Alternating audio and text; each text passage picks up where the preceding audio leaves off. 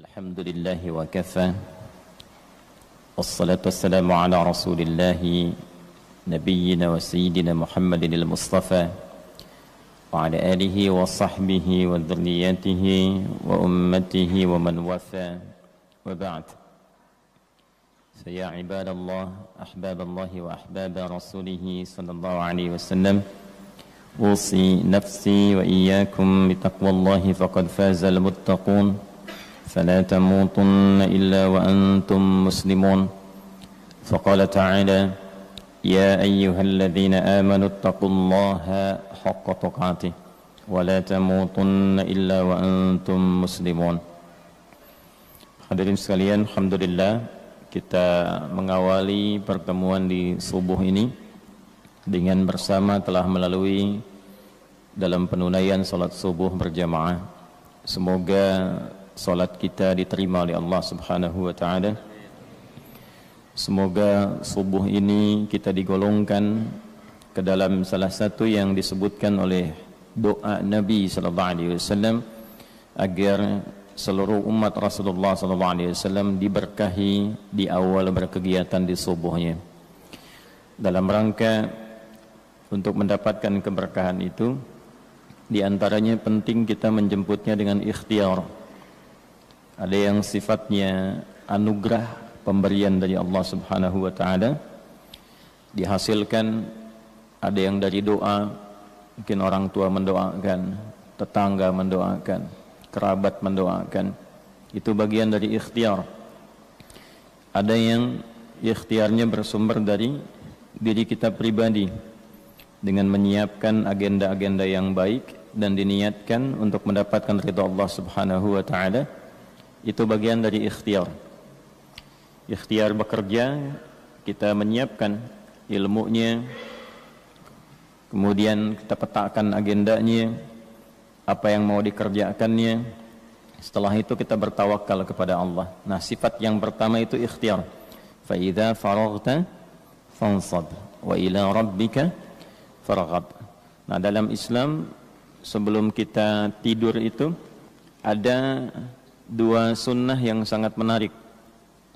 Sunnah pertama adalah sunnah muhasabah, sunnah mengevaluasi diri sebelum kita tidur. Nah, karena itu diajarkan sebelumnya kita beristighfar pada Allah Subhanahu wa taala. Nabi bahkan contohkan sallallahu alaihi wasallam 70 sampai 100 kali itu beristighfar. Nah, bilangan ini sebetulnya bilangan untuk melatih ketersambungan hati dengan lisan. Sama dengan zikir kita ba'da salat itu, ya, subhanallah, alhamdulillah, Allahu akbar, kan 33 kali itu.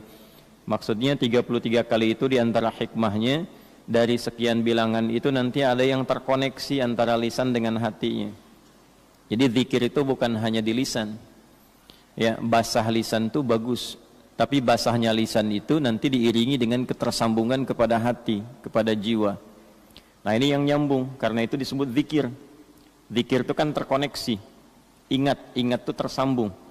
Itu yang dimaksud Quran surah ke-4 An-Nisa di ayat 103. Fa idza qadaytumus salata fadhkurullaha qiyaman wa qu'udan wa 'ala junubikum. Maka jika Anda telah tuntas mengerjakan salat, segeralah berzikir untuk mengoneksikan Anda dengan Allah. Karena itu ibadahnya disebut salat. Ya, seakar dengan kata silah, sesuatu yang tersambung erat, kuat.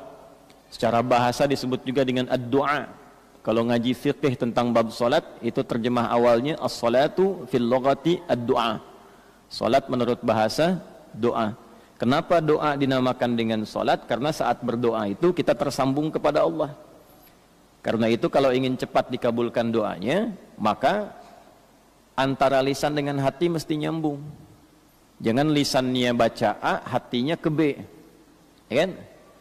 Doanya minta lulus ujian, tapi hatinya berpikir kredit cicilan, kan repot tuh.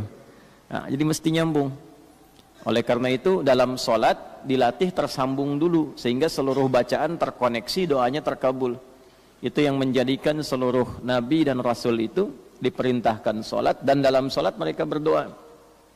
Nabi Zakaria kan dikabulkan doanya saat sholat. Hunalika da'a Zakaria rabbah qala rabbi habli min ladunka dzurriyyatan thayyibah innaka sami'ud du'a. Fanadathu al-malaikatu wa huwa qa'imun yusalli fil mihrab. Anna Allah yubashshiruka bi Yahya. Quran surah ketiga Ali Imran ayat 38 sampai 39. Ya, Nabi Musa itu saat menerima awal wahyu diperintahkan mengadu pada Allahnya lewat salat. Quran surah 20 ayat 14. Innani anallahu la ilaha illa ana fa'budni wa aqimis salata li dzikri. Nabi Isa itu baru lahir, perintah pertamanya itu salat. Ya. Quran surah ke-19 itu Maryam ayat 31 sampai dengan 33 itu. Wa ja'alani mubarakan aina ma kuntu wa awsani bis shalah. Nabi Ismail alaihissalam sampai mewasiatkan pada keluarganya supaya konsisten salat agar terus terkoneksi dengan Allah. Saya selalu memberikan logika begini. Kalau Anda itu punya koneksi dengan pejabat, aksesnya mudah kan? Gitu. Punya koneksi dengan DKM ini aksesnya mudah ke masjid tuh. Ya. Baik. Nah, punya koneksi dengan Allah apa yang sulit bagi Allah? Nah, Nabi Ismail alaihissalam itu mewanti-wanti keluarganya dan meminta bahkan memerintahkan mereka konsisten menjaga salat. Itu diabadikan di Al-Quran surah ke-19 Maryam di ayat ke-55. Wa kana ya'muru ahlahu bis-shalah. Dan adalah beliau itu kana kan bisa mengatakan begini di luar Al-Quran, wa amara ahlah. Tapi kadang ada kana di situ bertemu mudhari'.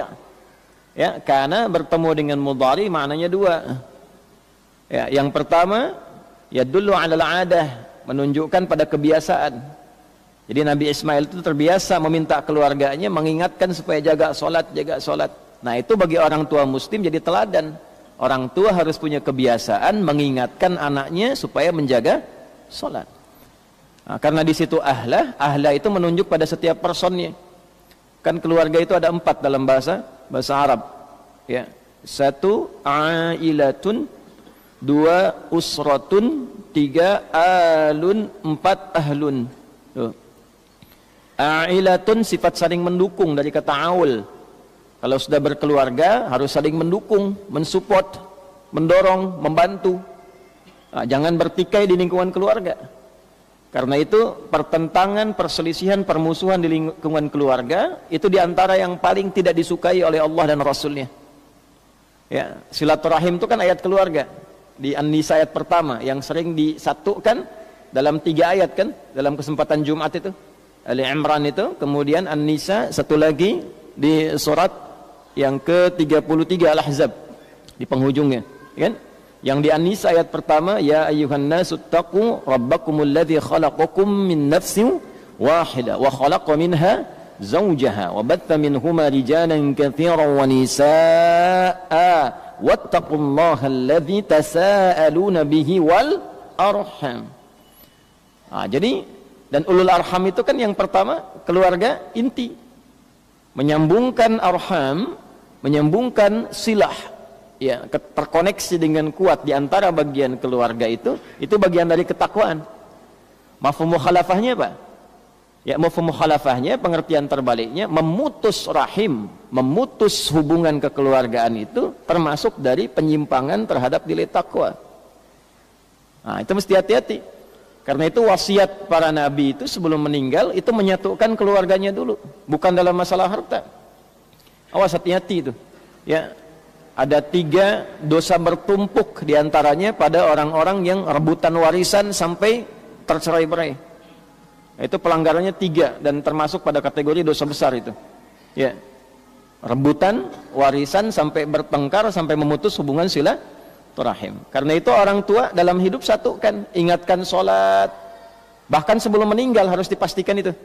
Ya, itu ada di Al-Quran surah kedua Al-Baqarah di ayat 132. Am kuntum syuhada'a idh hadara Ya'qub al-maut idh qala li banihi ma ta'buduna min ba'di qalu na'budu ilahaka wa ilaha abaika Ibrahim wa Ismail wa Ishaq ilahu wahida wa nahnu lahu muslimun.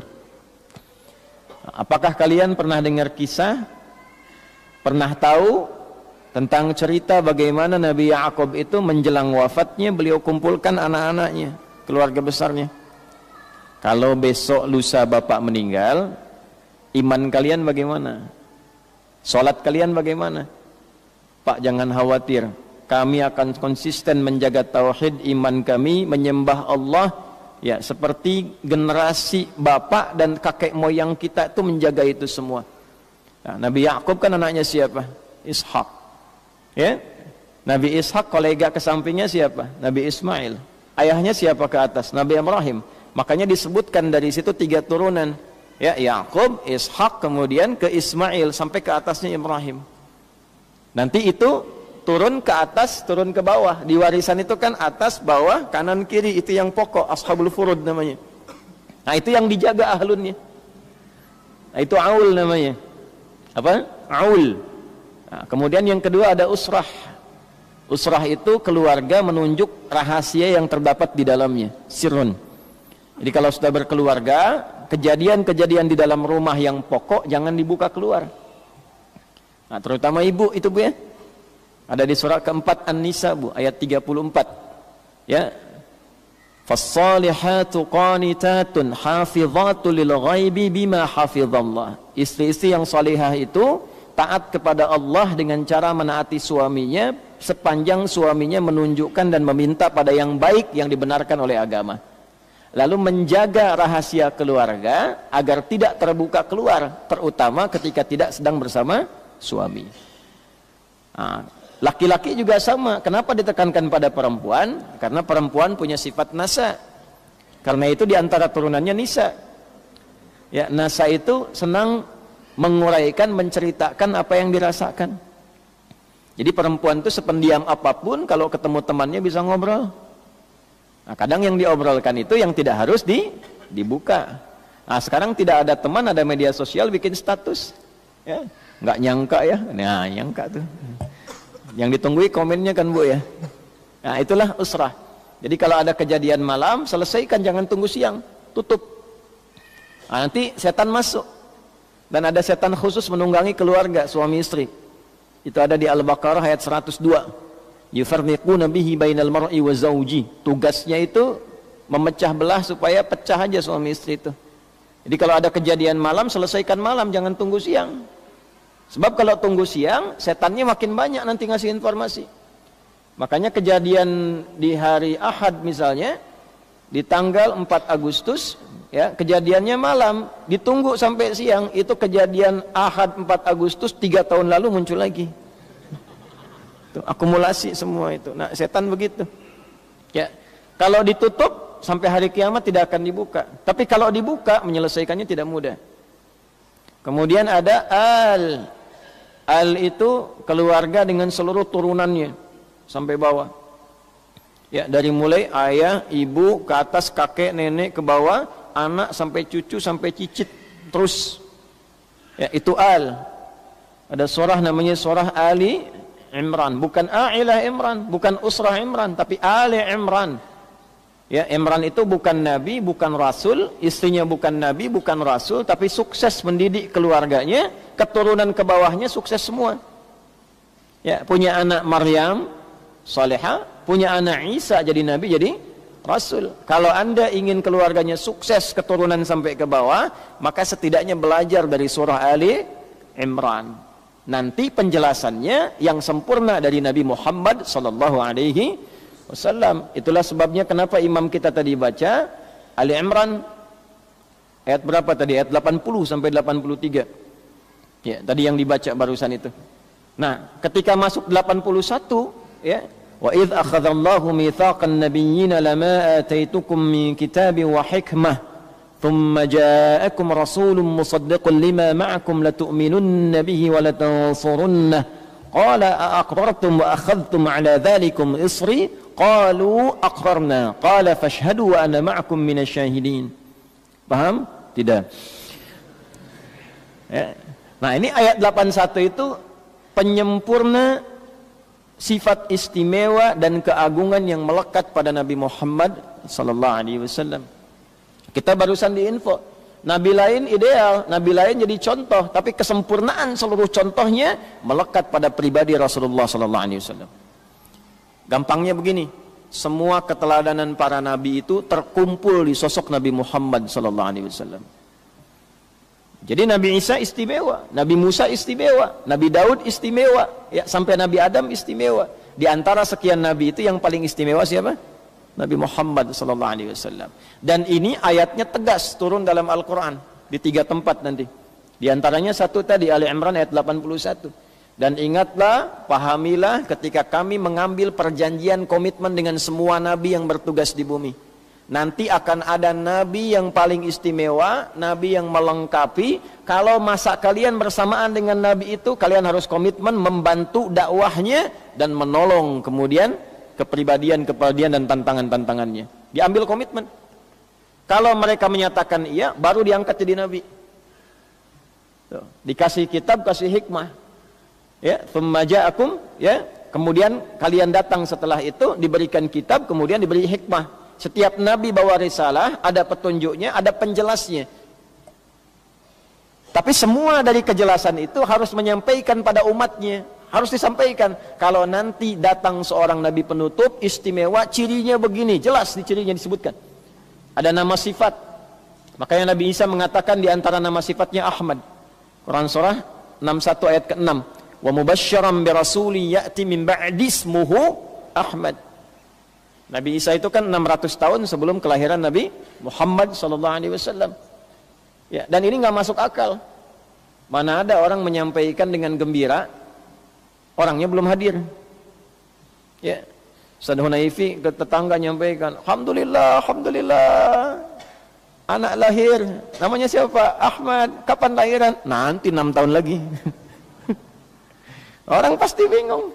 Tapi Nabi Muhammad tidak, belum datang sudah gembira orang ngabarkan. Dan yang ngabarkan Nabi dan Rasul. Ini keutamaannya. Nah, karena itu berbanggalah, bahagialah kita termasuk yang dipilih oleh Allah menjadi umat Nabi Muhammad sallallahu alaihi wasallam. Nah, di antara tuntunan beliau yang harus kita ikuti untuk mewujudkan kebanggaan itu adalah salah satunya coba ikuti saran Nabi untuk mempersiapkan diri dalam setiap kegiatan yang akan kita lalui. Nabi senang orang siap-siap. Karena itu salat pertama disebut dengan subuh, seakar dengan kata asbah, artinya menyiapkan satu rencana yang terukur. Nah, jadi dari malam sunnah pertama istighfar supaya tidurnya tenang. Istighfar, astagfirullah, astagfirullah, paling singkat tuh. Sampai terkoneksi, nyambung dengan hati. Kalau hati sudah merasakan dosa, nanti ada getaran dari ujung kepala ke ujung kaki. Terasa mata salah apa saja, telinga salah apa, sampai ke kaki. Setelah itu berlinang air mata, tenang hatinya. Saat tidurnya sudah tenang, enak. Nah, itu diantara sunnah. Yang kedua, menyiapkan untuk pekerjaan besok. Itu bagian dari takwa. Ya ayyuhalladzina amanu taqullaha wal tanzur nafsum ma qaddamat lighad. Siapkan. Sampai ini kira-kira Allah ridho enggak sampai kiamat. Ghad di situ kan sampai kiamat. Besok kerja saya apa? Kerjanya ada pelanggaran yang enggak disukai Allah enggak? Gajinya memang besar. Tapi maksiatnya juga tinggi. Gaji 100 juta sebulan. Cuman sholat gak bisa dikerjakan. Jumatan izin. Dengan gaji 1 juta, tapi sholat nikmat, bisa hafal Quran, bisa Jumatan enak, sab pertama. Pilih mana coba? Oh. Ya kan? Nah, itu persoalannya tuh. Rukun iman kan 6, 1 sampai 5 lulus, yang ke-6-nya bermasalah. Ya. Padahal kan rezeki itu bagian dari qada dan qadar. Alladzi qaddara fahada. Udah dihitung oleh Allah tuh jelas, presisi. Ya, sempurna. Si fulan sekian sampai meninggal sekian, tinggal ikhtiar keluar. Kok bisa ditukar dengan Jumat? Ditukar dengan sholat. Nah, makanya dari malam tuh disiapkan, zikir dulu, disiapkan, dikuatkan. Besok setelah siap rencana, datang dalam subuh, sholat, mintalah taufik dari Allah. Supaya diberkahi pekerjaannya. Dalam sujud minta dimudahkan, dilindungi, diberkahi. Itu maksudnya awal kita menunaikan sholat subuh. Nah, dilakukan enggak? Apa cuma datang, sholat sunnah, sholat 2 rakaat, setelah itu pulang? Pahala dapat, insya Allah sesuai dengan keikhlasan. Rukun selesai, kewajiban hilang. Tapi berkah dunianya ada enggak? Kan Nabi selalu mendoakan tuh, Allahumma barik fi ummati fi bukuriha. Ya Allah berkahi umatku dalam setiap awal aktivitasnya. Nah, ikhtiar menjemput keberkahan itu salah satunya menyiapkan agenda itu dan memohon kepada Allah taufik untuk memudahkannya. Jadi besok-besok kalau subuhan lagi, kalau masih hidup besok, Kita tidak tahu kapan pulang. Ya. Besok kalau subuhan lagi, malam istighfar, siapkan agenda nih. Ya Allah, besok tulis satu-satu. Saya kuliah nanti jam berapa, atau kuliahnya apa, malam dibaca disiapkan, agenda seperti apa, besok saya kerja bagaimana, apa yang akan saya kerjakan. Setelah kemudian selesai, bangun subuh-subuh, ingat agenda itu, dalam sholat kita bertakbir biasa sampai selesai, sujud minta kemudahan. Selesai sholat berdoa yang kita lafadzkan. Kalau dalam sujud kan gak kita lafadzkan, dalam hati kita hadirkan. Ba'da sholat kita minta. Nah, maksudnya begitu. Kalau tiap hari dilakukan begitu, silahkan lihat perbedaannya. Nah, ini diantara ilmu yang harus kita banyak viralkan dan kita perdalam kembali. Ya, apa kaitan subuh ke zuhur? Kenapa namanya zuhur? Padahal kan siang itu bahasa Arabnya nahar. Kenapa bukan sholat nahar? Sore itu masa. Kenapa sholatnya asar? Ya, kenapa maghrib? Malam itu lail, kok sholatnya isya? Nah, semua itu tersambung, ada maknanya semua.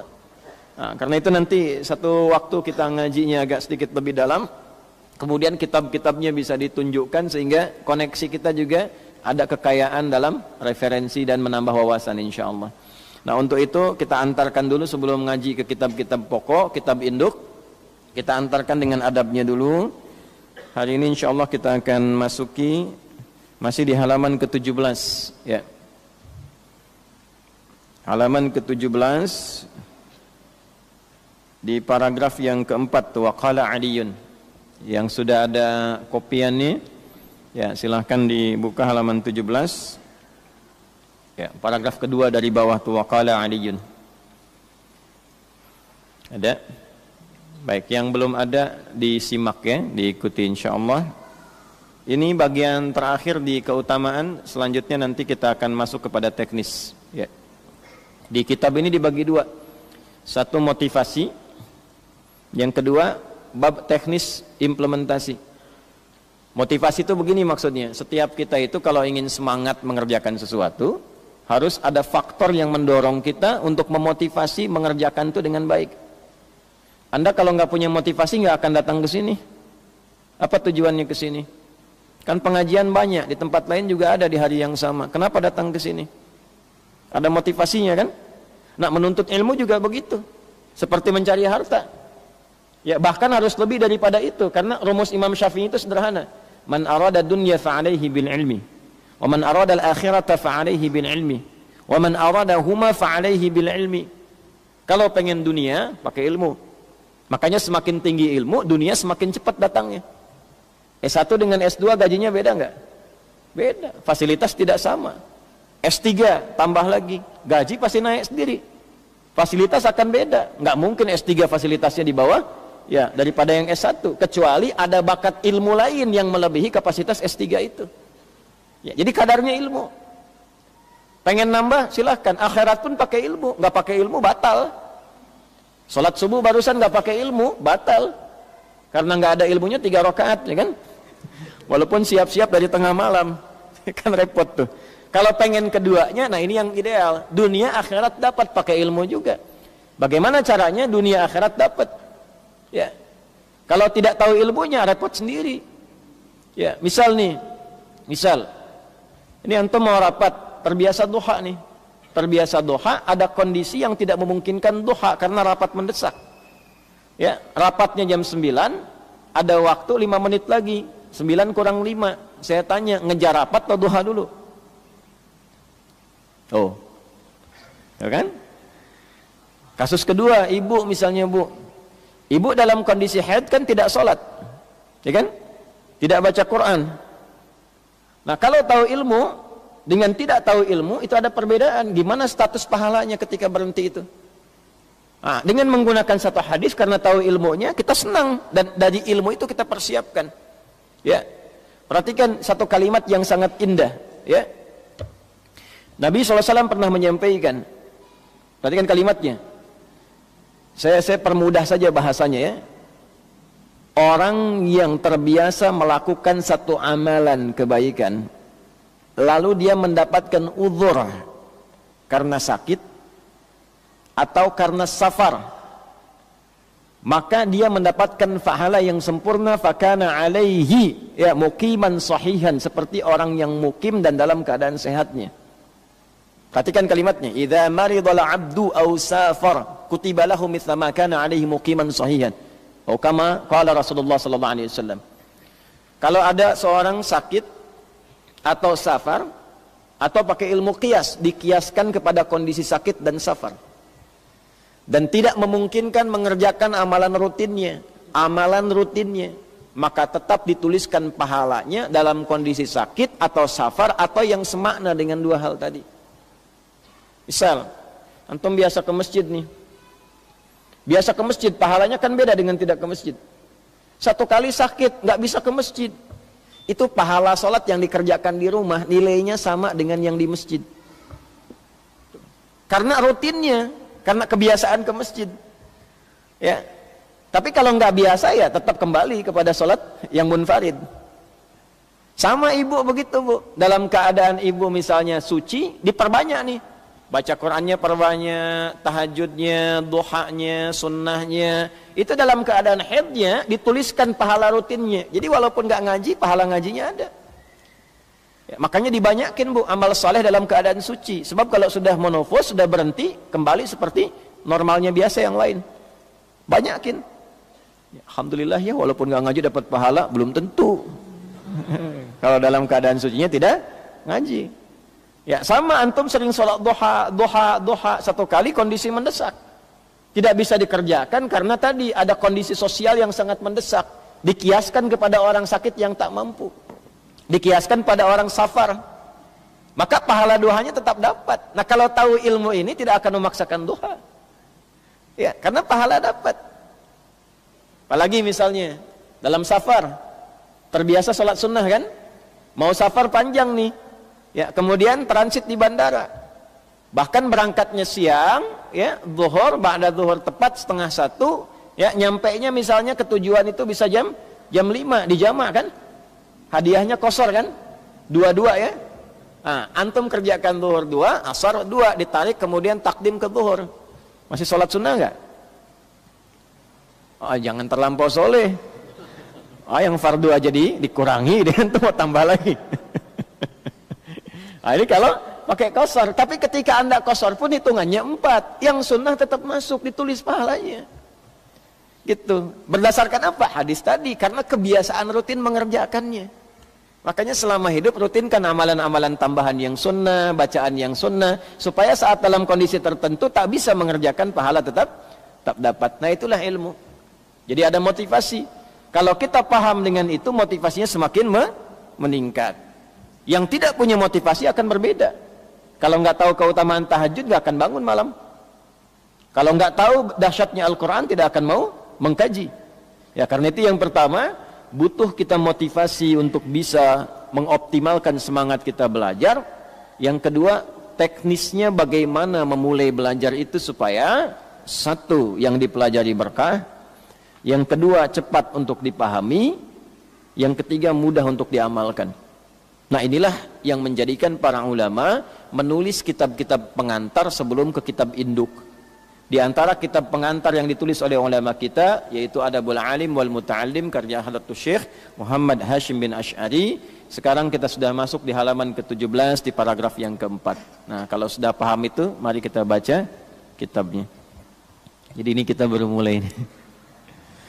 Bismillahirrahmanirrahim. Qala al-muallif rahimahullahu ta'ala, penulis kitab ini menyampaikan, semoga Allah merahmati beliau dan menambahkan cahaya di alam kubur dari apa yang kita kaji ini. Wa qala Aliyyun karamahullahu wajhah, dan Imam Ali bin Abi Thalib karamahullahu wajhah pernah menyampaikan. Imam Ali bin Abi Thalib ini punya dua gelar. Gelar pertama gelar standar dengan sahabat lain yaitu radhiyallahu ta'ala anhu. Gelar ini bukan sembarang gelar untuk para sahabat yang mulia, tapi gelar yang ditetapkan oleh Allah Subhanahu wa taala di penghujung surah Al-Bayyinah. Radhiyallahu anhum wa radu an. Nah itu. Ya, jadi yang menetapkan itu Allah. Ya, kemudian dibiasakan oleh para ulama kita supaya mengalir dua hal. Yang pertama, cahaya-cahaya kebaikan untuk mereka. Jadi ketika kita menyebutkan radhiyallahu anhu, radhiyallahu anha, radhiyallahu anhum, nah itu cahaya mengalir. Wah, kalau ke sahabat kan nggak mungkin kita bilang Allahumma ighfir lahum, keterlaluan. Mereka sudah terampuni kok. Kita bilang Allahumma ighfir lahum. Kita kan yang masih belum jelas tuh. Ya. Antum ziarah ke Baqi di makamnya Utsman mengatakan Allahumma ighfir lahu, nah keterlaluan antum. Kurang adab itu. Itu kan sahabat Nabi, ya menantu Nabi, ya Dzunnurain, orang yang punya dua cahaya dijamin surga. Antum bilang ya Allah ampuni dia. Ya, beda adabnya. Makanya kalau ke kiai, ke ulama yang benar-benar aulia illahi salihin, kemudian ke para sahabat ziarah, itu bahasanya sudah beda. Allahumma zidlahum nura, ya Allah tambahkan cahaya bagi mereka. Allahumma zidlahum rahmatak wa alhiqna ma'ahum fis salihin, sertakan kami dalam kesolehan mereka itu. Ah gitu caranya. Makanya pakai ilmu. Lo ke Uhud ke Allahumma ighfir lahum. Uhud itu jamin masuk surga. Ya. Allahumma ighfir lahum, ya Allah ampuni mereka. Ya, Nabi kan mengajarkan, iya Nabi ngajarin, bagaimana ngajarinnya, untuk siapa, itu ada detailnya. Di fikih itu ada begitu. Ya. Ini doa untuk siapa? Yang Allahumma gfirlahu warhamhu wa'afi wa, itu standarnya siapa? Buat siapa diajarkannya? Kalau Nabi, dari Nabi ke sahabat, iya karena levelnya tinggi ke rendah. Nah kalau kita kan rendah ke tinggi. Ya. Minal adna ilal a'la, masa mintanya Allahumma ighfir lahum. Ya, nanti ada penempatannya. Ya, ada memang detail-detail dalam fikih itu yang ngajinya kita mesti agak sedikit dalami gitu ya. Nah, yang pertama radhiyallahu anhum wa radu'an. Jadi mereka ridha dengan semua apa yang Allah tetapkan, Allah pun ridha dengan mereka. Ya, makanya saat pulangnya pun kalimatnya disebutkan lagi. Ini yang kita ikuti. Ya, itu nanti tafsirnya ada di surah 89 Al-Fajr. Ya, di ayat ke-27 sampai 30. Ya, ya ayyatuhan nafsul mutmainnah irji'i ila rabbiki radiyatan mardiyah. Radiyah mardiyah. Jadi buat sahabat radhiyallahu anhum wa radu'an, kalau kita pengen ikut, ikuti sifatnya. Bagaimana supaya diridhai oleh Allah, ya? Supaya Allah ridha dengan kita semua, saat pulang pun sifat jiwa kita punya sifat meridhai dan diridhai. Maka ikuti pola sahabat. Ya, mereka semua gerak kehidupannya itu memastikan Allah ridha atau tidak. Nah, karena itu memandang pun mereka hati-hati. Pandangannya Allah ridha enggak? Mendengarnya hati-hati, Allah ridha atau tidak? Jabatan itu dilihat, Allah ridha atau tidak? Nah, ini bukan perkara mendapatkan jabatannya, ridha enggak? Itu pernah ada musyawarah di antara sahabat dalam kepemimpinan. Ya, kalau kita ilustrasikanlah dari pojok sana sampai pojok sana tuh. Ya, itu kandidatnya semua tuh. Begitu satu ditawarkan, bagaimana antum? Ya, kalau bahasa kita lah, ya. Ah, saya masih kurang, teman saya aja. Bagaimana Anda? Tunjuk sampai ke pojok tuh. Ya, makanya yang paling sial yang paling pojok karena nggak ada yang ditunjuk lagi gitu. Ya, itu sial tuh dalam gambaran komunikasi ya. Jangan dipotong tuh kata-katanya tuh. Ya, dalam gambaran komunikasi karena ini harapannya tidak ingin diterima oleh yang bersangkutan, yang lain saja. Karena itu kalimat pertama yang keluar, inna lillahi wa inna ilaihi. Nah, tawakal sama Allah. Allah kalau sudah tetapkan semua kembali pada Allah, semua kemudian akan ditolong oleh Allah. Maka cara kita supaya ditolong Allah, ikuti petunjuk Allahnya apa. Wah, ini dilantiknya inna lillahi wa inna ilaihi rajiun, tapi kelakuan menyimpang dari kalimat itu. Hah? Ini kan problem. Hati-hati loh pejabat tuh. Ya, kan disumpahnya pakai Al-Qur'an yang muslim tuh. Hujjatan lahu aw alaih. Itu akan jadi hujjah di hari kiamat yang menguatkan ia pada kebaikan atau juga menjadi saksi pada keburukannya yang menguatkan hukuman saat di akhirat saat kembali. Ya, mesti hati-hati. Nah, jadi kalau hidup kita itu ingin di akhir hidupnya dipanggil oleh Allah, saya ridha dengan amalmu, engkau pun ridha denganku. Fadkhuli fi ibadi wadkhuli jannati, itu kuncinya. Nah, kalau sudah Allah ridha, itu surga dibentangkan sebelum meninggal. Makanya meninggalnya tuh ada yang senyum, lihat. Ya, pamitan dulu gitu. Odron sudah di atas kok. Ya, masih sempat pamitan, nguatkan ibunya, nguatkan temannya. Samihuni ikhwani, samihuni ahbabi. Teman-teman maafin saya ya. Yang saya cintai ibu, maafin ya, sabar. Mudah-mudahan Allah ridho. Besok-besok saya jadi syafaat untuk keluarga. Nidron sudah di atas. Ya mudah-mudahan ridho, ya Allah maafkan saya. Biasa. Dah, pulang. Ya, ada orang-orang yang saat ngajar, saat tilawah, saat sujud pulangnya senyum. Karena apa? Itu kan dalam sakaratul maut ditampakkan hasil kebiasaannya. Kalau kebiasaannya ngaji, nanti pahala dari ngajinya ditampakkan. Kebiasaannya sholat, pahala dari sholatnya ditampakkan. Makanya ketika pulang dipanggilnya dengan nafsul mutmainnah, jiwa yang tenang terbiasa ibadah. Mutmainnah itu nama yang melekat dari sifat tumakninah. Tumakninah itu adalah ketenangan yang dilahirkan dari ibadah. Beda kalau di keluarga, ketenangan yang lahir dari masalah di keluarga namanya sakinah. Ketenangan yang lahir dari ibadah namanya tumakninah. Ya, Anda ruku, kata Nabi, hatta tatma'inna raqi'an, sampai jangan dulu bangkit sampai rukunya tumanina. Jadi ruku ya, rasakan tenang dulu hasil dari ruku. Setelah tenang nyaman baru bangkit. Sujud juga begitu, tenang dulu dari sujud, setelah tenang baru bangkit. Nah, ketenangan yang dilahirkan dari doa dan ibadah itu tumanina. Kalau terbiasa ibadah sampai terbawa dalam keseharian tenang, ya, mohon maaf, di jalan macet misalnya, tenang. Allah maunya apa nih dari macet ini? Alhamdulillah bisa baca, alhamdulillah bisa murajaah Al-Quran, alhamdulillah bisa tahu kondisi. Nah, itu menunjukkan bahwa ada pengaruh yang positif hasil dari ibadahnya. Kalau dibawa sampai dengan wafat, maka berubah nanti menjadi sifat bagi jiwa. Dari tumakninah menjadi sifat kepada jiwa mutmainnah. Maka dipanggillah dengan sifat itu saat pulang. Ya ayyatuhan nafsul mutmainnah. Jadi itu panggilan yang hanya melekat kepada orang ahli ibadah. Kalau enggak ibadah enggak akan dipanggil. Enggak akan ada panggilan mutmainnah itu enggak ada. Walaupun ibu namanya mutmainnah enggak akan dipanggil. Pulang gitu aja tuh.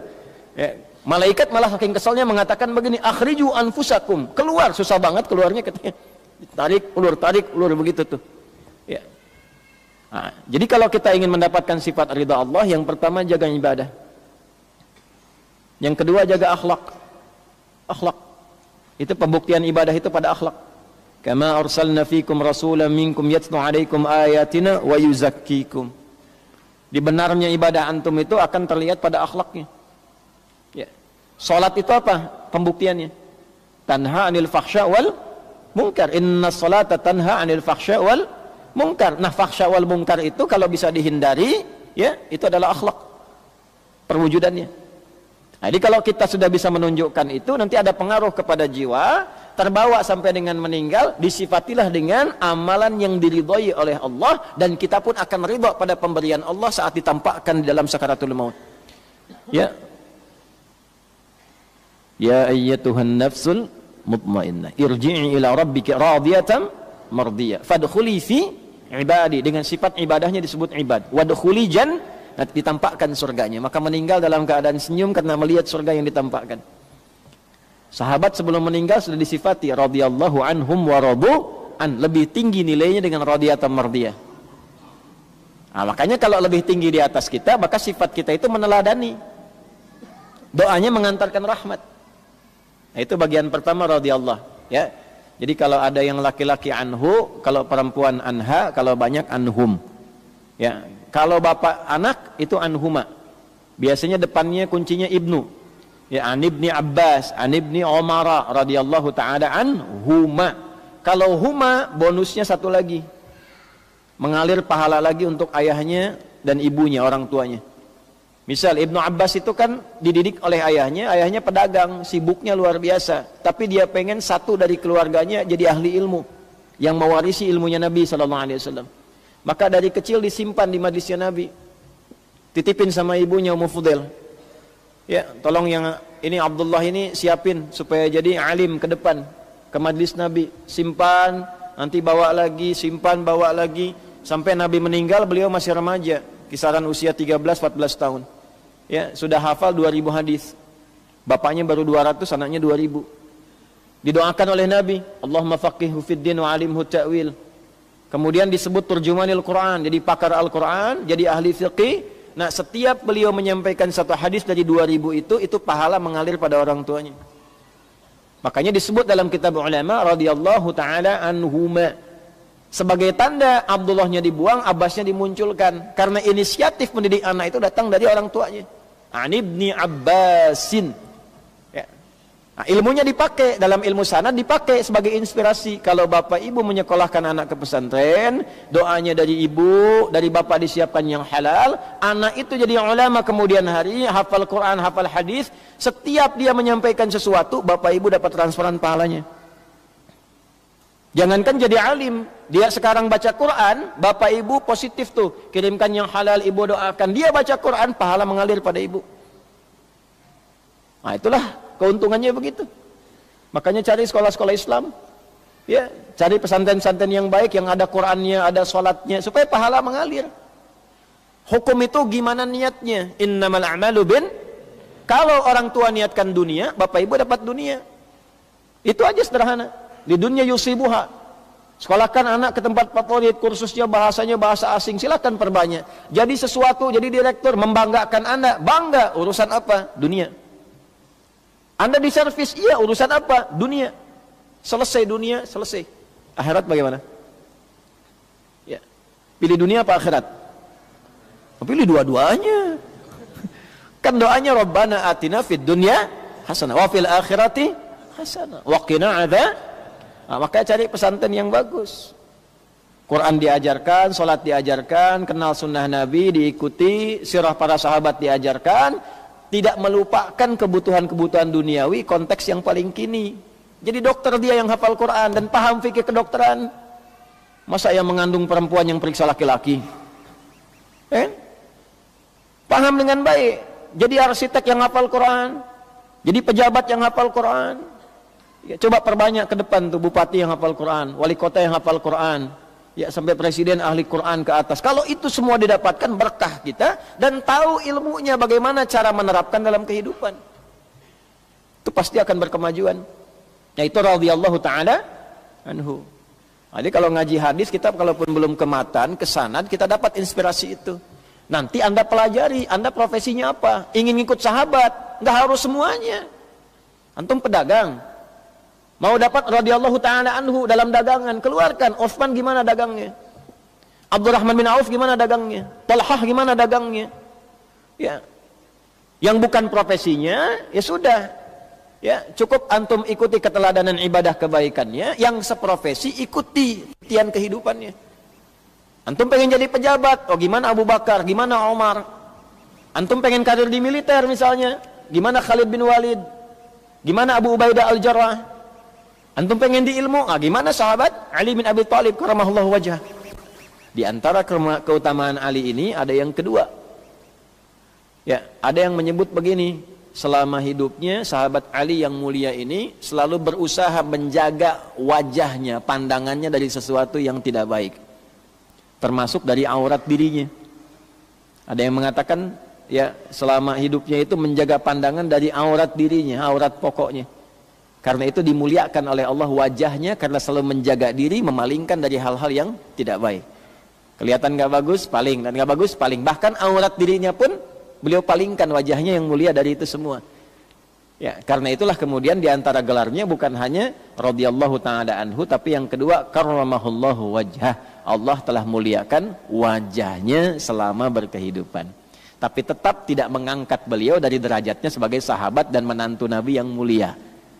Nah, jadi jangan sampai ada kemuliaan di atas sahabat yang lain dalam satu hal yang utama misalnya, lalu mengangkat beliau pada status melebihi statusnya.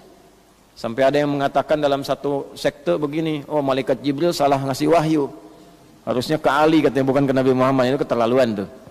Ya, Ali kalau tahu itu langsung hukum mati sama Ali itu. Ya, pernah dengar beliau dikultuskan tuh langsung dikumpulkan eksekusi, karena ini akan jadi benalu di kemudian hari gitu. Nah, itu Ali bin Abi Thalib. Nah, ini kalau ingin ikuti beliau, kenapa yang ditampilkan sahabat Ali, inilah detilnya salah satu keutamaan Syekh Hashim. Ya, kalau ingin jadi penuntut ilmu yang baik, ilmunya berkah seperti Sayyidina Ali bin Abi Thalib, menguasai banyak bidang. Ya, beliau itu paham dan sangat tajam akalnya sampai di bidang hitungan. Ada kitab yang suka baca kitab, namanya Tafsir Al-Jawahir. karya Syekh Tantawi Jauhari, ada kurang lebih 5 jilid besar-besar, segini kurang lebih besar jilidnya itu. Nanti ada Lataif jilid terakhir, itu menyampaikan kisah-kisah nyata yang penyelesaiannya saat kasus terjadi, penyelesaiannya menggunakan pendekatan Al-Quran. Ya, saya pernah cerita di antara kasusnya ada seorang suami mengadukan istrinya kepada sahabat mulia ini Sayyidina Ali bin Abi Thalib dan menuduh istrinya telah berzina karena baru 6 bulan sudah melahirkan. Maka diadukan, ini nggak normal katanya, kok 6 bulan sudah lahiran, nuduh zina. Ditanya oleh Sayyidina Ali, apakah anda punya bukti? Tidak, tapi saya punya keyakinan orang nggak akan mungkin mengandung langsung lahiran begitu. Lalu dipanggil istrinya, ditanya, apakah anda berzina? Tidak ya Amirul Mukminin. Mau bersumpah? Mau ya Amirul Mukminin. Maka kata Ali bin Abi Thalib, ya sadaqat zaujuk, istrimu benar, atau kama qala. Dia protes, bagaimana bisa benar? Maka beliau kemudian mengatakan, apakah anda nggak paham dan nggak baca firman Allah Subhanahu wa taala? Maka dibacakanlah Quran surah Luqman surah 31 ayat ke-14. Wa wassaynal insana biwalidayhi ihsana. Hamalathu ummuhu wahnan ala wahnin wa fisaluhu fi amain. Allah menyampaikan, dengan segala keagunganku aku wasiatkan kepada setiap anak untuk berbakti kepada orang tuanya. Maka prioritaskan yang pertama ibumu, karena ia yang telah bersusah payah dari awal semenjak kelahiranmu, mengandung dengan keadaan yang tidak mudah. Setelah mengandung, lahiran masih harus memberikan ASI. Ya, fi amain, kalau mau maksimal dalam 2 tahun. Itu Quran, Bu. Silahkan cek di medis, dalam teori kesehatan tuh, berapa lama waktu yang sempurna, yang ideal memberikan ASI. Allah menyampaikan lewat Al-Quran tuh 2 tahun, fi amain. Ditegaskan di Al-Baqarah ayat 233 nanti. Ya, baru disapih tuh 2 tahun itu, kalau ingin maksimal, ya. Lalu di surat Al-Ahqaf ayat ke-15 dengan pembuka yang sama, wa wassaynal insana biwalidayhi ihsana hamalathu ummuhu kurhan, ya, wa wada'athu kurhan. Lihat kalimatnya tuh, ya. Berbaktilah kepada keluargamu, berbakti kepada kedua orang tuamu, hai anak, terutama ibumu yang mengandung kau itu tidak mudah, lalu melahirkanmu tidak mudah. Setelah itu sampai usiamu 30 bulan mengandung dan menyapih. Wa hamluhu wa fisaluhu 30 syahra. Mengandung dan melahirkan, ya, mengandung, melahirkan, menyusui sampai menyapi 30 bulan. Apa anda nggak baca, ya? Kata Ali bin Abi Thalib, di dalam Quran surah ke-31 ayat ke-14, menyapih itu memberikan ASI sampai menyapi 2 tahun. Di dalam Al-Quran surah ke-46 Al-Ahqaf ayat 15 disampaikan oleh Allah, mengandung sampai melahirkan plus menyapih itu 30 bulan. Bukankah 2 tahun itu 24 bulan?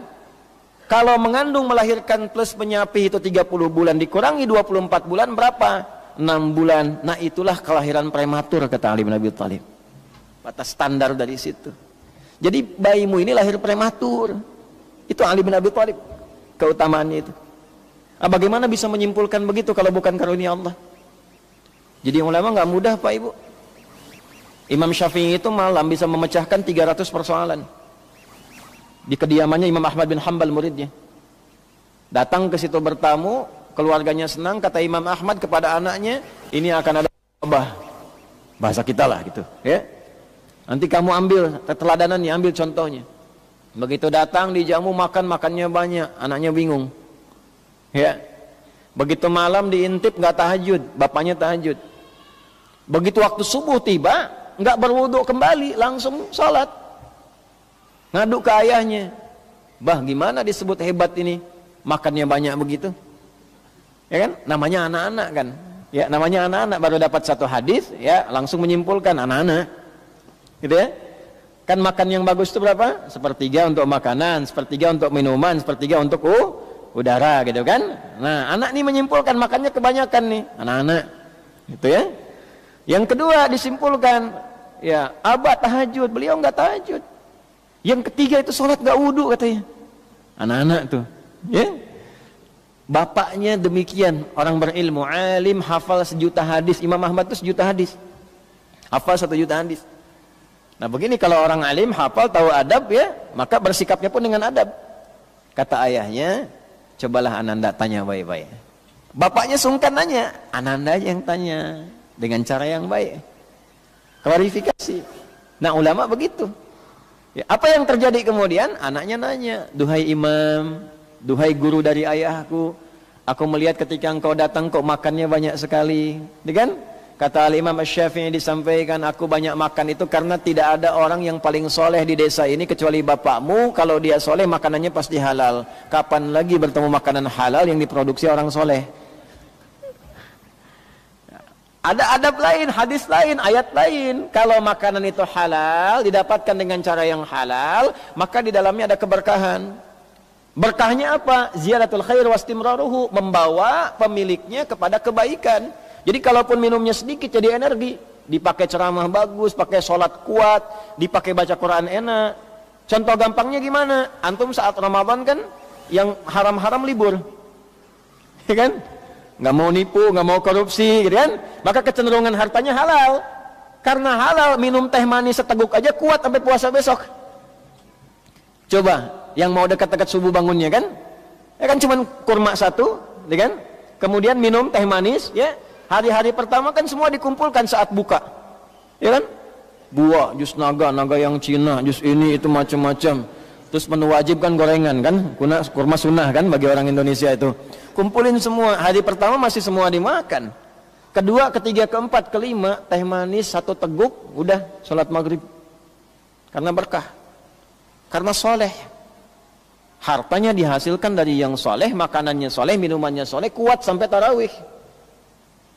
Nah, jadi kalau sampai sekarang makanan tuh banyak nggak kuat ibadah kayak Ramadan, tanya tuh. Apa yang salah itu? Nah, Imam Syafi'i makan banyak begitu karena energinya makin banyak. Begitu malam, kenapa enggak tahajud?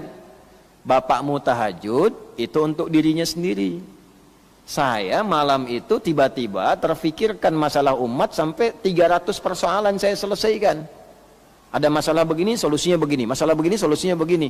Ketika bapakmu sholat hanya untuk pribadinya, saya mengajar untuk orang banyak, kira-kira pahalanya banyak mana ibadah pribadi dengan ibadah sosial? Ibadah sosial katanya. Maka saya punya amalan 300 kali dibandingkan bapakmu. Nah, kurang lebih kesimpulannya gitulah dalam bahasa kitanya. Kenapa anda nggak wudhu dulu sebelum sholat subuh? Ya saking tadi banyaknya persoalan, nyampe subuh baru selesai. Jadi beliau itu tahan wudhu sampai subuh. Bayang ya? Nah, kalau mau dapat kualitas yang seperti itu, salah satunya apa? Palingkan pandangan kita, karena ini yang paling berpengaruh kepada ilmu itu di wajah. Makanya nggak disebut mata, nggak disebut lisan. Wajah tuh ini, depan. Ada dua pengertian wajah di dalam Al-Quran.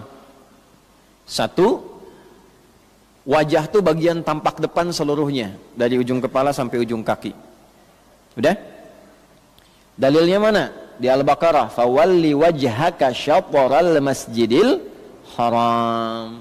Dari ayat 144. Qad nara taqalluba wajhika fis sama' falanuwalliyannaka qiblatan tardahu. Fawalli wajhaka syatral masjidil haram. Muhammad, mulai saat ini kiblatmu dialihkan ke kiblat semula yang paling utama di Ka'bah Musyarrafah di Masjidil Haram. Hadapkan wajahmu ke Masjidil Haram.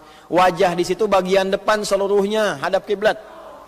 Jadi bukan wajahnya aja, wajahnya ke kiblat, badannya ke sini gitu kan? Itu salah. Ya, ini dalil yang pertama.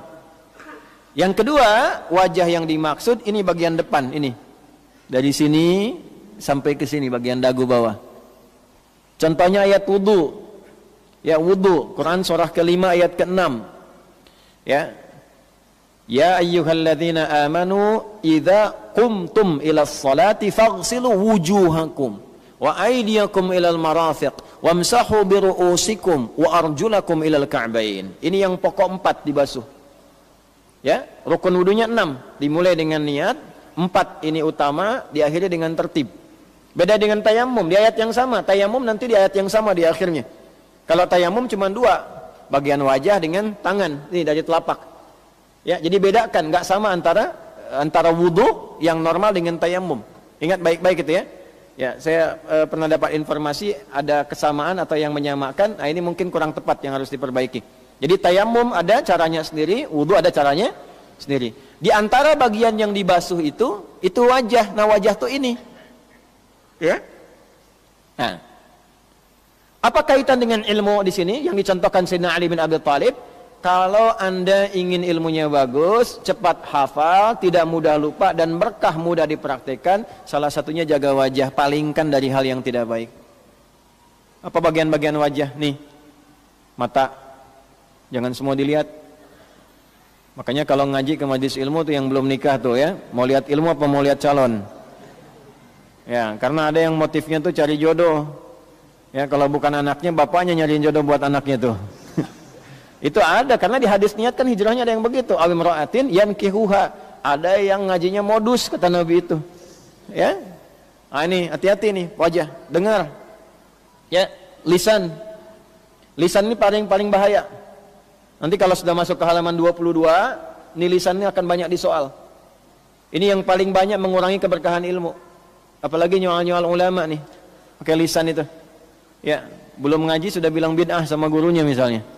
Ya, atau mencela sesamanya, itu hilang tuh kadar ilmunya. Itu bahaya. Nanti ada yang masuk ke level, ada yang masuk ke level tidak mencium bau surga. Padahal dia penuntut ilmu. Coba buka halaman 22 tuh. Maaf saya lompat tuh karena ngaji kita sudah kita baca ini. Nah ini nih, ada faslun halaman 22 sebelah kanan tuh. Coba untuk mengingatkan ya. Ingatkan.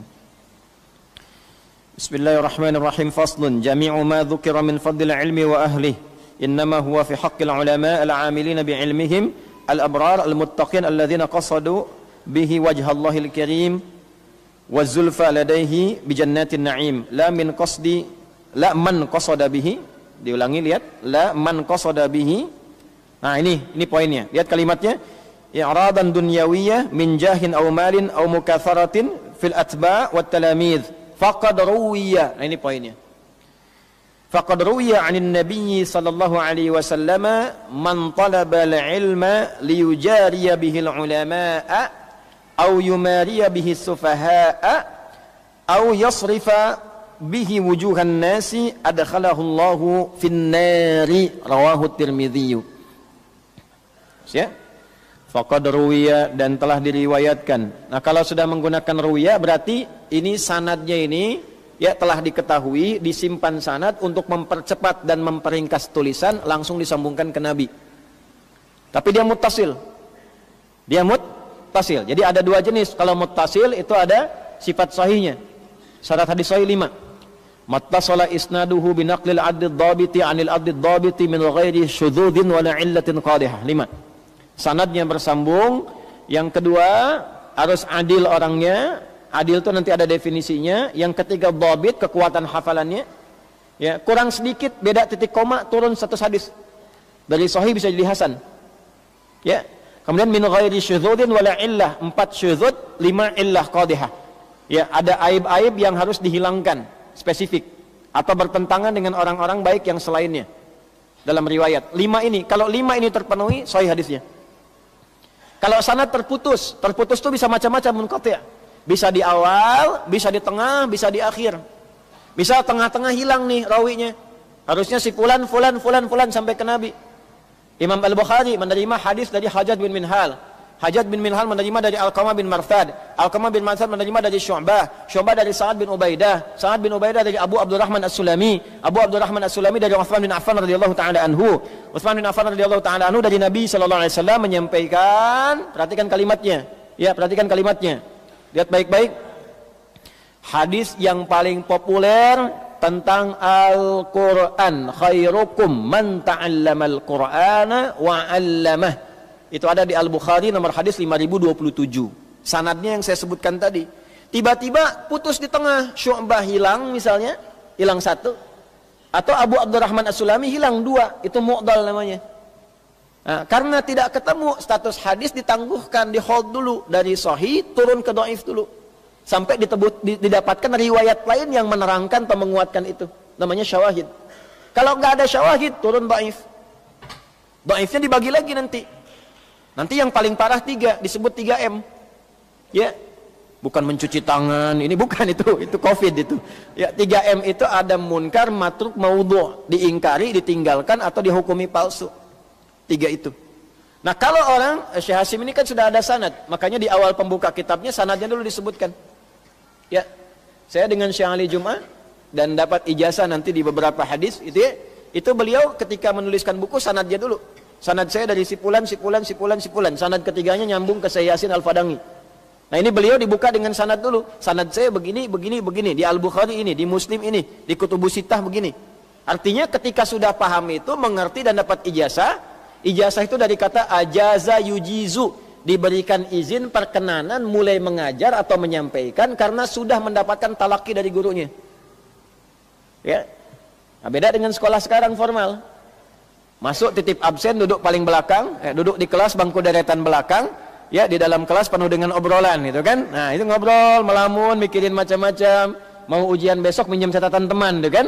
Tiba-tiba dapat ijazah. Nah, ini dalam Islam tidak begitu. Dipastikan keluar dari guru dulu, didengarkan, disimak oleh guru, ditulis kemudian atau didengarkan hafalan di depannya. Begitu selesai guru mengatakan ajaztuka, saya ijazahkan engkau dengan ini. Karena sudah dicek. Ya.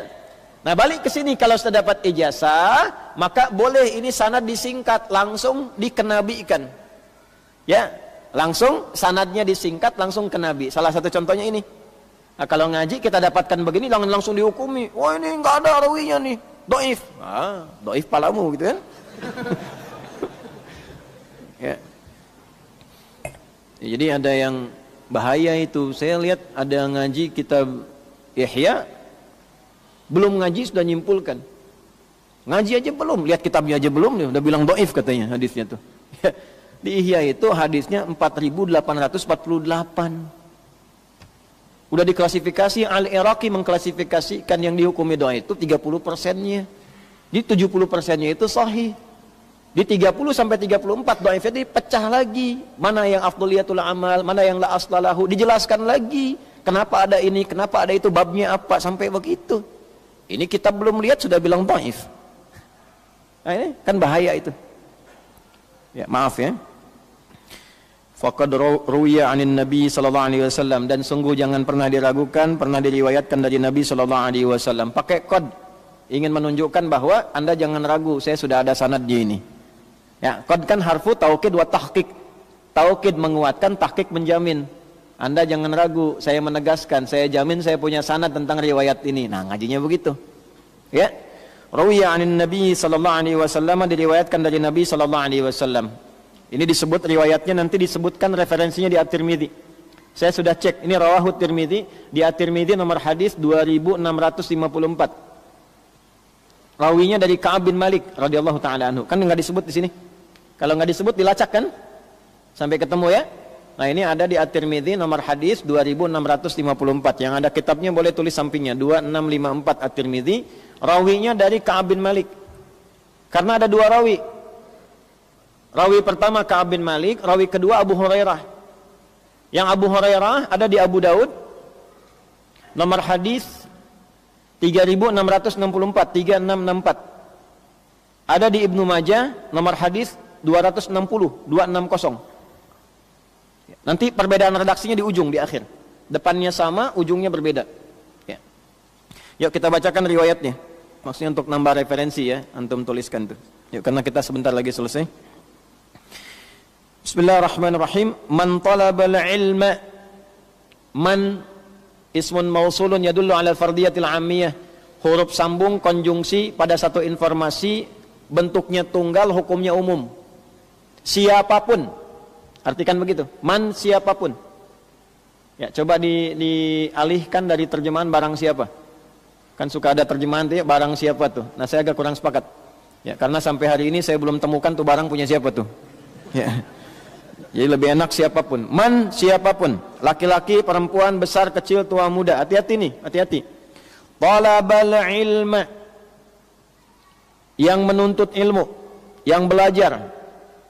Jadi kalau kenapa diartikan menuntut ilmu? Supaya ilmunya sambil kita tuntut sampai dapat. Yang namanya nuntut kan sampai dapat. Jaksa penuntut nuntut sampai dapat, buktinya ada, ikhtiarnya ada, maksimal sampai ketemu.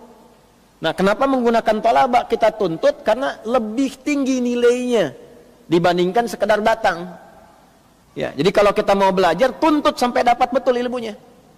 Makanya sampai paham bahasa Qur'annya tafaqquh fiddin, sampai mengerti betul perihal agama itu. Masuk dengan keluar mesti beda. Anda belajar fikih sholat, jangan dulu pulang sebelum paham tuh. Kenapa takbirnya begini, kenapa tangannya seperti ini, kenapa yang dibaca Allahu Akbar, apa maknanya itu, apa hubungannya dengan praktikal hidup kita. Sudah paham baru keluar. Itu tolaba namanya. Jelas ya? Nah, jadi sering kita tulis menuntut ilmu, tapi saat praktek nggak dituntut. Ya, kalau nuntut nggak akan ngantuk antum. Man talabal ilma, siapa yang belajar menuntut ilmu, liyujariya bihil ulama, hanya untuk mendebat ulama. Hati-hati itu.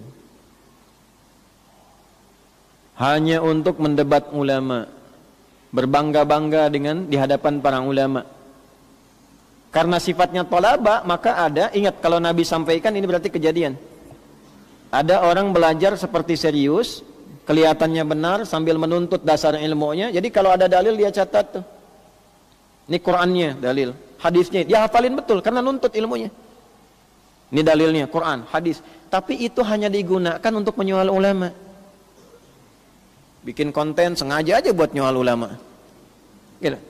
Bikin status hanya untuk nyoal ulama. Jadi bangga kalau sudah nyoal si fulan tuh bangga. Padahal belajar aja baru 1 ayat, 2 ayat. Hati-hati nih, kalau ada yang begini, Nabi sampaikan berarti kejadian. Ada orang belajar, kelihatannya serius, paham dalil, paham itu artinya dia pelajari itu ngerti, catat gitu kan. Ya, pahamnya paham dalilnya, tapi kadang nggak paham cara menempatkannya bagaimana. Tapi yang paling bahaya adalah ketika didapatkan itu digunakan hanya untuk menyerang orang lain. Yang paling berbahaya untuk menyoal ulama. Kan kalau ulama levelnya sudah beda. Belajarnya terukur, sistematis. Kan 4 itu. Wala yata'allamu illa mimman takallamat ahliyatuhu. Ya, wa dhaharat diyanatuhu, wa tahaqqaqat ma'rifatuhu, ya, wa ishtaharat siyanatuhu. 4 kata Imam Nawawi itu. Kalau ketemu ulama begini hati-hati. Hati-hati itu. Itu dagingnya racun, kalau banyak disoal bermasalah nanti. 1 pakar di bidangnya, 2 soleh orangnya, 3 ma'rifat pada dirinya, kenal Allah sehingga muncul sifat khasyah, nggak sembarangan. Dia proporsional dengan urusan dunia, ngajarnya lillah karena Allah. Ya. Karena itu akhlaknya pun baik. Kalau ketemu yang seperti ini mesti hati-hati. Mesti hati-hati. Nah, ada orang belajar hanya untuk nyoal orang lain. Bahayanya yang disoal ulamanya, ustadznya, kiainya. Bikin konten hanya untuk celah ulama, celah ustadz, celah kiai, masuk ke dalam hadis ini. Ya, walaupun ulamanya salah dalam satu hal, tapi dia sengaja membuat untuk menjatuhkannya, itu yang paling bahaya. Bisa terjadi orang salah kan? Ya, inzilaqul lisan, salah nyebut ayat misalnya, oh langsung disimpulkan ternyata dia bukan seorang ahli Al-Qur'an. Nyebut ayat aja salah nomornya katanya. Ente aja baca nggak lancar gitu kan. Bisa terjadi. Iya. Bisa terjadi gitu. Ya, coba kita cek ya terus. Au yumariya bihi sufaha, atau sengaja bertengkar dengan sesama orang bodoh. Sama-sama baru ngaji, udah perang dalil. Padahal sama-sama baru ngaji, baru hijrah. Baca Quran masih belum lancar, hafal juga tidak. Baru tahu ayat 1, hadis 1, guru ngajarin, buat dipraktekin, dipakai nyerang orang. Yang paling tidak menarik adalah bertengkar sesama para pelajar, ribut. Ya, perang komen. Makanya saya sering katakan kepada Anda semua, hati-hati, saya tidak akan mengakui murid-murid yang hanya menggunakan bahan pelajaran untuk mencela orang. Abaikan saja. Mencela yang sudah tercela itu buang-buang energi. Kita ngajar itu untuk memperbaiki diri kita. Kita belajar untuk membuat kita lebih dekat dengan Allah, bukan menjatuhkan orang lain.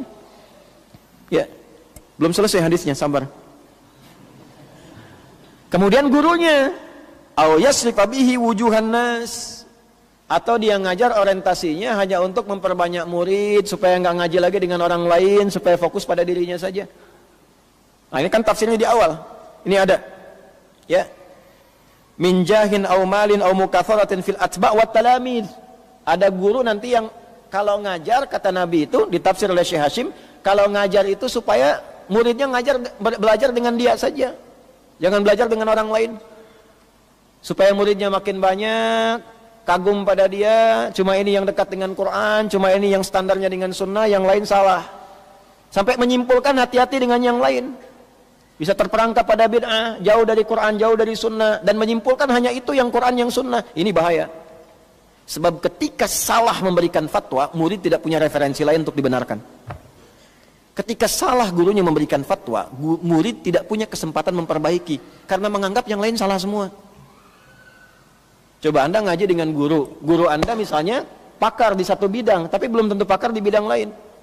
Pakar di bidang sejarah misalnya, di fikih belum tahu, memberikan hukum fikih salah, dan Anda yakin guru Anda benar, bahaya. Bahaya. Ya, misal ini ya, misal. Nih, tadi kita bicara wudu, rukun wudu ada berapa? 6. 1 niat, 4 yang pokok tambah tertib kan? 6 kan? Nah, lalu Anda misalnya samakan dengan tayamum. Oh, ini yang pokok sama kayak tayamum misalnya, wajah dengan tangan saja. Dan Anda itu muhibbin ke situ, senangnya ke situ, menyimpulkan itu, salah yang lain. Ya, atau disampaikan kalimatnya misalnya pendapat mayoritas ulama, jumhur ulama, padahal nggak ada satupun ulama bilang begitu misalnya, kan jadi masalah. Ya, tapi Anda yakin dengan itu dan Anda menganggap yang lain salah karena nggak sesuai dengan Quran dan Sunnah. Ketika Anda praktekkan, sholat Anda batal itu. Karena sudah gugur dari awal. Ya, benar secara praktek, tapi tidak sah secara hukum karena wudunya sudah salah. Walaupun Anda wudu dari mulai tangan dicuci, sunnah kumur-kumur, sampai dengan kaki dibasuh, tertib dilakukan, tapi dengan keyakinan yang rukun cuma 2, ya, yang rukun cuma 2, nah itu salah. Karena amal dengan niat, innamal a'malu bin niat. Begitu Anda menyimpulkan demikian dan menganggap guru yang lain itu tidak tepat, inilah masalah. Nah, itu yang menjadikan saya selalu mengatakan bahwa jangan selalu menghukumi 1-2 guru karena kesalahan satu hal yang diperbuat. Dan saya selalu mengatakan belajar dengan guru lain, jangan terfokus pada saya. Di Al-Azhar aja kan banyak ustaz-ustaz ngajar di sini. Ada Ustaz Jamalul Lail, ada yang lain-lain, ada yang macam-macam ngajar, itu ikuti. Kalau tidak sepakat, tidak usah diambil. Tapi jangan mencela. Ya, sehingga ukhuwah kita enak. Ya, silakan ada ustaz-ustaz yang lain mengajar, ya. Ada yang di Ormas NU Muhammadiyah, ada yang Salafi, ada yang macam-macam. Yang baik-baik ambil, nggak sepakat tidak usah dicela. Ya, tinggalkan sudah yang tidak sepakatnya, hormati, doakan gurunya dalam kebaikan, sudah selesai. Jangan disibukkan pada yang tidak baik. Nah, kenapa kalau Anda terlalu terfokus termasuk kepada saya, terus saya salah dalam satu hal. Ya kan? Lalu Anda yakini betul, benar. Nah, ini bahaya. Ini bahaya. Ya, tetap harus ada pembanding. Tapi kalau gurunya sudah thiqah betulan, maka setiap yang disampaikan itu dalil sifatnya. Dalil itu maksudnya apa? Anda jangan tanya dalil lagi kalau baru belajar. Kadang guru-guru itu mempersingkat menyampaikan hukum karena sudah paham dalil. Anda yang baru belajar jangan tanya dalil kepada guru yang seperti ini. Itu nggak sopan. Ya, kalau sudah ada level guru menguasai bidang-bidang ini, sudah paham dalil, Anda datang jangan tanya dalil lagi. Ya, guru misalnya menyampaikan, salat malam boleh ya, 2-2-2-2-1, atau nanti kalau mau masukkan ke witir 4-4-3 atau rakaat 11 atau 20. Witirnya 3-23 itu boleh dilakukan. Nyampe begini, Anda tanya, dalilnya apa pakai? Nah, itu nggak sopan. Nah, kecuali kalau ada orang baru belajar, Anda meragukan apa yang disampaikan, karena jarang ini ditampaikan, boleh tanya dalil. Nah, jelas ya? Nah, itulah gambaran-gambarannya. Nah, ini akan terjadi. Kenapa bengong ini? Nah, saya bacain hadis, situasi itu akan terjadi. Kalau terjadi, bagaimana menyikapinya? 1, niat karamahullah wajah, palingkan wajah dari yang nggak penting. Jangan mengaji untuk berselisih, mengaji untuk berdebat, ngaji untuk bertengkar. Guru-gurunya harus ikhlas. Datang 1, alhamdulillah. Datang 10, alhamdulillah. Banyak orang, nggak ada bedanya dengan 1-2 orang. Dipanggil orang kaya, alhamdulillah. Dipanggil orang biasa, alhamdulillah. Ngajar, alhamdulillah. Nggak ada orang, ngajar juga. Kurang sehat itu. Nggak ada orang kok ngajar. Nah, maka hati-hati. Ya, hati-hati ya. Nah, ini sudah berbeda ini, nuansanya sudah berbeda. Ya. Nah, ini saya perhatikan, ini terjadi di era-era kekinian. Apa yang terjadi kalau ada yang seperti itu? Adkhalahullahu finnar. Allah sampaikan pada malaikat, nggak usah dihitung tuh, belajarnya nggak usah dihitung, amalnya nggak usah dihitung, langsung ke neraka aja. Kalau mau detil ke kalimatnya langsung di hadisnya, an-naru, 2 kali disebutkan oleh Nabi, neraka tuh orang begitu. Kalau mau ngajinya sampai ke Ibnu Majah, sampai ke Abu Daud, perhatikan kalimatnya, lam ya'rif raihatal jannah, nggak akan pernah dapat kesempatan untuk mencium bau surga. Jadi kalau ngaji cuman sekedar ngumpulin dalil buat berselisih, buat perang-perangan kata-kata, buat ribut-ribut, itu tidak akan mencium bau surga. Tidak akan memasukkan ilmunya ke dalam surganya. Bahkan nanti yang paling bahaya, kelihatannya seperti orang baik, banyak kemudian dalil yang dikuasai, tapi nanti yang keluar sifat-sifat buruk, itu disebutkan oleh Nabi dalam hadis yang lain, cuma sampai tenggorokan, nggak sampai kepada jiwanya. Ini bahaya. Ya, oleh karena itu bertakwalah pada Allah Subhanahu wa taala, ya, supaya kita dijaga oleh Allah, jaga ilmunya baik, cara belajarnya benar, dan pikiran juga dijaga. Jangan sampai saya cerita tadi antum pikirkan orang pasti si ini nih, oh, salah juga tuh. Karena wajah-wajahnya kelihatan tuh gitu ya. Ini enggak boleh, enggak boleh. Kita jauhi ya sifat-sifat seperti itu. Ya, fitnahnya makin banyak. Ya, coba Anda bayangkan. Saya ngajar di hadapan dai-dai, hampir 1000 orang se-Indonesia. Yang hadir dai, rektor, ya, dalam pengkajian, sedang mengkaji pemaknaan. Pemaknaan diambil potongannya 5 menit, nggak nyampe bahkan cuma 2 menit, dari pemaknaan menjadi penamaan. Ya kan? Dari penamaan dirubah jadi hukum, dari hukum disebarkan seakan-akan seperti itu, terus orang saling berselisih dan sebagainya. Itu kan bahaya. Kita membahas asy'ara, pemaknaan, pengkajian. Dari pemaknaan berubah jadi penamaan. Dari penamaan dibikin konten macam-macam, disebarkan jadi hukum. Yang tidak ada jadi ada, ramai orang ribut. Tanggung jawabnya bagaimana? Ya. Nah, itu kan bahaya. Di hari kiamat kan bertanggung jawab semua. Bagaimana kalau dikumpulkan di hadapan Allah nanti? Pertanggungjawabannya seperti apa? Maka dari itu karamahullahu wajah dari Sayyidina Ali bin Abi Thalib mengajarkan pada kita, pada yang tidak penting enggak usah dikonsentrasikan ke situ. Itu tanda kebaikan seseorang. Min husni islamil mar'i tarkuhu ma la ya'ni. Orang Islam yang baik itu meninggalkan yang tidak penting. Tadi ngaji apa sama Ustaz Adi? Karamahullahu wajah. Kan gak enak gitu ya. Nah, kita bacain dulu nih apa kata Imam Ali bin Abi Thalib, baru kemudian kita tutup. Kembali ke halaman 17. Wa qala Aliyyun karamahullahu wajah. Ini penutupnya. Imam Ali bin Abi Thalib karamahullahu wajah menyampaikan, kafa bil ilmi syarafan an yad'iyahu man la yuhsinuh. Cukuplah ilmu itu akan selalu mulia walaupun diklaim oleh orang yang bukan pakarnya. Maksudnya apa? Kalau belum menguasai satu hal, jangan mengklaim sebagai ahli. Karena tetap tidak akan mengungguli hakikat ilmunya, ketahuan kurangnya. Pertama untuk para ustadz ini, ya, kalau belum menguasai materi jangan maksain ngajar. Siapkan baik-baik, ngajar tuh siap-siap. Mau Jumatan siap-siap.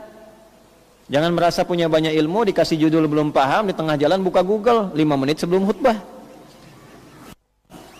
Gitu. Karena nanti kalau ketahuan kurangnya, ketahuan tidak baiknya, fitnah bagi dirinya. Ilmunya maka tetap baik. Ya, orang nggak paham tafsir, ngajak tafsir, tafsirnya akan tetap sempurna, tetap syaraf, tetap mulia. Yang tidak mulia orangnya. Walaupun diklaim oleh orang yang bukan pakarnya, tetap justru akan merendahkan dirinya. Ya. Profesor di bidang apa? Kalau profesornya di bidang umum, jangan mengklaim agama. Semua agama sama, menuju pada Tuhan yang sama. Cuman caranya beda-beda. Kan? Orang pasti bingung kan? Ilmunya tetap, tauhidnya tetap sempurna. La ilaha illallahnya tetap kokoh, nggak akan terganggu dengan itu. Yang hina siapa? Orangnya. Orang pasti akan bingung. Ya. Karena apa? Ilmu yang sudah terjaga itu sudah kokoh, tetap akan sempurna dimuliakan ketika orang datang menentang itu dengan klaim ya kemampuannya, maka yang terhina orangnya, yang dibicarakan orangnya bukan ilmunya. Ya. Malaikat yang bertanya di alam kubur siapa namanya? Hah? Mungkar dan yang mencatat amalan, Raqib dan Atid. Yang menjaga pintu neraka, Malik. Pintu surga, saya sudah bilang sama malaikat pencatat amalan Mungkar dan Nakir, jangan catat dulu misalnya kan. Bisa, orang udah tahu yang nanya Mungkar Nakir itu penanya di alam kubur, bukan pencatat amalan.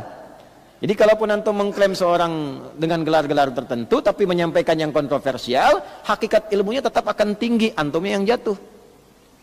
Paham nggak? Ya, saya baru video callan sama malaikat maut tadi tuh, tahan dulu kan nggak bisa. malaikatnya tetap mulia, ilmunya tetap mulia, antumnya yang jatuh. Akhirnya kan jadi olok-olokan orang kan? Ya butuh satu lah buat hiburan kayak begini kan ya kan, orang ramai kan begitu tuh. Jadi masalah. Nah, adabnya bagi kita mendoakan supaya dapat hidayah dari Allah Subhanahu wa taala, semua jadi baik, tenang dan damai. Nah, akhlaknya begitu. Nah, dapat ke titik itu tuh nggak mudah. Kalau emosi kan langsung celak, langsung begini, tidak. Niatnya mesti baik. Kalau niatnya baik, yang keluarnya baik insyaallah. Jelas ya? Oke, terakhir penutup, wa kafa bil jahli dzamman an yatabarra'a minhu man huwa fih. Ya, dan cukuplah keburukan itu akan tetap tercela walaupun orang coba menghindarinya. Ya, jadi kalau sudah buruk ya buruk, akan kelihatan buruknya. Nah, ini kembali kepada murid. Ya, sifat-sifat buruk itu hindari, karena tetap walaupun Anda ingin berlepas diri dari itu akan kelihatan buruknya. Ya, mohon maaf, saling cela itu kan tahu itu buruk. Ya, walaupun Anda bikin klaim, oh ini dalam rangka menghindari diri dari ahli bid'ah, ya tetap aja Anda tercela. Karena apa yang Anda keluarkan itu perbuatan tercela. Walaupun Anda ingin mengklaim diri bersih dari itu, tetap Anda akan dicela. Sebab perbuatan yang Anda lakukan sudah tercela. Oke? Misal ada seorang kiai, ya, terekam misalnya kan, dengan amalan tertentu, Anda belum paham, langsung Anda cela dan sebagainya, disebut dihukumi. Ya, lalu orang-orang protes. Tidak baik bicara seperti itu. Oh, ini dalam rangka mempertahankan sunnah misalnya. Tetap Anda tercela. Klaim Anda untuk bicara begitu tidak menghilangkan perbuatan tercela Anda. Itu maksudnya. Nah, jadi ini kalimat yang indah yang disampaikan menjadi sebuah hikmah bahwa kalau punya ilmu jangan merasa tinggi, kalau belum punya ilmu pun jangan mengklaim sesuatu seakan pakar di bidangnya atau menjadikan itu untuk merendahkan orang. Karena tetap ilmu itu akan sempurna dengan keadaannya, hanya orang atau manusianya yang dituntut untuk memahaminya dengan baik dan menyampaikannya dengan mulia. Pun demikian bagi para penuntut ilmu, menjaga diri dari yang tidak mulia, dari yang merusak ilmu, itu bagian dari keutamaan yang menjaga dan meningkatkan pengetahuan untuk mudah diamalkan dalam kehidupan.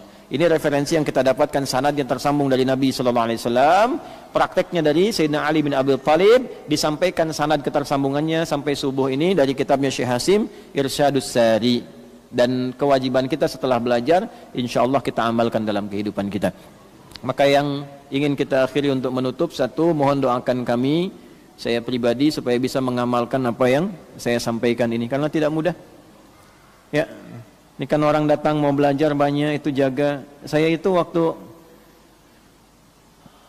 Qaidul Mujahidin yang meninggal itu, fi asrina hadha, Syekh Ismail Haniyi, itu saya termasuk orang pertama yang dapat informasi itu sebelum tersebar di media. Langsung ke WA, diam, doa. Ada ya kesedihan, itu wajar, tapi kebahagiaan bahwa cita-cita beliau kan orang yang paling rutin baca ayat-ayat tentang bagaimana orang syahid itu gitu. Jadi sering bacakan Ali Imran ayat 169 sampai 171 itu, wala tahsabanna alladziina qutilu fi sabilillahi amwata bal ahya'un inda rabbihim yurzaqun, sampai saya dikirimin videonya dalam baca-baca itu. Itu dari dulu memang harapannya itu syahid baik. Keluarga kurang lebih 80 orang sudah meninggal duluan syahid, ya. Dan resikonya kan jadi pemimpin tertinggi di situ kan resikonya memang syahid. Resikonya itu. Jadi sudah tahu, karena itu mempersiapkan, termasuk bacaan ayat Quran yang dibaca pun itu. Ya, tapi hal pertama yang saya tanyakan, kita pulang bagaimana? Anda bayangkan, di sini yang nggak kenal kan sholat gaib, nggak pernah ketemu, nggak pernah kenal, nggak pernah apa. Kok bisa Allah muliakan sedalam itu? Sedunia heboh, ya, bahkan dibela dan sebagainya. Bagaimana bisa mendapatkan status yang demikian mulia? Hidup terhormat, wafatnya juga mulia, iskarima au mutsyahidah. Kita ingin viralkan kebaikan-kebaikan itu. Saya sampai nunggu seharian untuk membenarkan niat, supaya tidak cuma numpang pada berita viral. Oh, sedang viral nih, muncul seakan-akan kita ingin ikut viral di dalamnya, nyebarkan ini. Tidak, itu kondisikan hati itu lama gitu. Tahan dulu. Kita tahu masalah, tapi tahan dulu. Benar nggak niatnya nih? Niatnya ada yang lain nggak? Hanya ingin viewernya banyak, katanya itu nahan tuh nggak mudah. Sama dengan begini. Karena godaan-godaan dari para kiai, ustadz dan sebagainya itu kan godaannya 3. Ya, jah, kedudukan, supaya ingin terasa tinggi dan sebagainya, ya kan? Mal, harta benda, sehingga bisa potensial pilih-pilih tempat dan sebagainya. Kalau yang milih itu tempatnya bagus, dalam konteks materi dia datang. Kalau materi kurang dia nggak datang, alasan apapun. Yang ketiga popularitas, itu paling bahaya. Kayak gini lihat orang banyak dan sebagainya, itu kan? Itu nggak mudah itu. Kalau nggak membersihkan hati, itu tarbiyahnya nggak bagus, tazkiyahnya nggak jalan, itu bahaya. Nah, salah satu untuk bisa mendukung itu, tolong doakan. Ya, supaya diikhlaskan, dijaga oleh Allah, konsisten dalam yang benar, dan diringankan hisabnya di hadapan Allah Subhanahu wa Ta'ala. Itu yang paling baik. Kalau saya otomatis insya Allah saya doakan. Amanat guru saya pertama sebelum saya mengajar, nah nanti kalau kamu ngajar lihat wajah-wajah yang ngajar itu semampu kamu. Nanti malam kamu bangun, pagi ngajar, malam bangun. Nah dalam sholat kamu berdoa, bayangkanlah wajah-wajah itu. Minta kepada Allah ilmunya diberkahi sampai ke hati, mereka diringankan, dimudahkan urusannya, diberkahi hidupnya, ya, dan sebagainya. Nah itu kalau itu kita lakukan. Tapi tolong sebut ya nama kami ini supaya Allah menjaga dengan baik. Itu poin-poin yang paling utama. Supaya terjaga. Karena malu kita ngajar, musibah paling besar adalah ketika murid datang mengharap akhirat, guru datang mengharap dunia. Musibah paling besar. Dan mudah-mudahan tidak terjebak di dalamnya. Allahumma taqabbal minna innaka antas sami'ul alim wa tub 'alaina innaka antat tawwabur rahim. اللهم علمنا ما ينفعنا ووفقنا بما تعلمنا لنفهم به ووفقنا لنعمل ما فهمنا يا أرحم الراحمين اللهم احفظنا يا أرحم الراحمين أصلح أحوالنا ما يقربنا إليك وإلى رضاك كما تحب وترضى واحفظ بلادنا أندونيسيا واجعلها بلدة طيبة وأنت ترضاها ربنا آتنا في الدنيا حسنة وفي الآخرة حسنة وقنا عذاب النار وصلى الله على سيدنا محمد وعلى آله وصحبه أجمعين وآخر دعوانا سبحانك اللهم ربنا وبحمدك نشهد أن لا إله إلا أنت نستغفرك ونتوب إليك والحمد لله رب العالمين. Demikian yang mau lanjut ke Tanah Kusir kajian tafsir kita mulai jam 8 kurang seperempat insyaallah. Assalamualaikum warahmatullahi wabarakatuh.